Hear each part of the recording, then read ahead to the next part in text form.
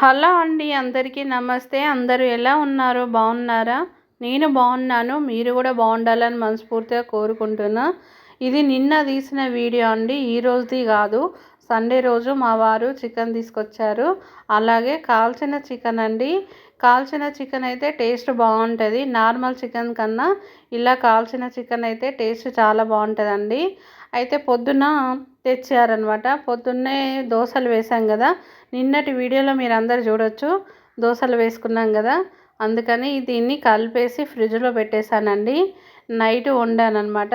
మా పిల్లలు మంచిగా చికెన్ నానింది కదా మమ్మీ, కొంచెం ఫ్రై చేయమంటే కొంచెం అంతా ఇలా వాళ్ళకు ఫ్రై చేశానండి. మాకేమో మళ్ళీ కర్రీ వండాను. చూడండి ఎంత బాగుందో చికెన్ రెసిపీ. కానీ ఈ చికెన్ రెసిపీ కూడా మన ఛానల్లో ఉందండి. చికెన్ కర్రీ ఉంది, అలాగే ఫ్రై కూడా ఉంది. అందుకే డీటెయిల్గా ఏం వేసానో చూపించలేదన్నమాట. కానీ ఏం వండానో చూపించాను అంతే. చూసారు కదా, ఇటు సైడు చికెన్ కర్రీ కూడా అవుతుందన్నమాట. ఆ కొంచెం మటుకు పిల్లల కోసం అలా ఫ్రై చేసి ఇచ్చాను. మనం ఎన్ని చేసినా ఏమి చేసినా వాళ్ళ కోసమే కదండి.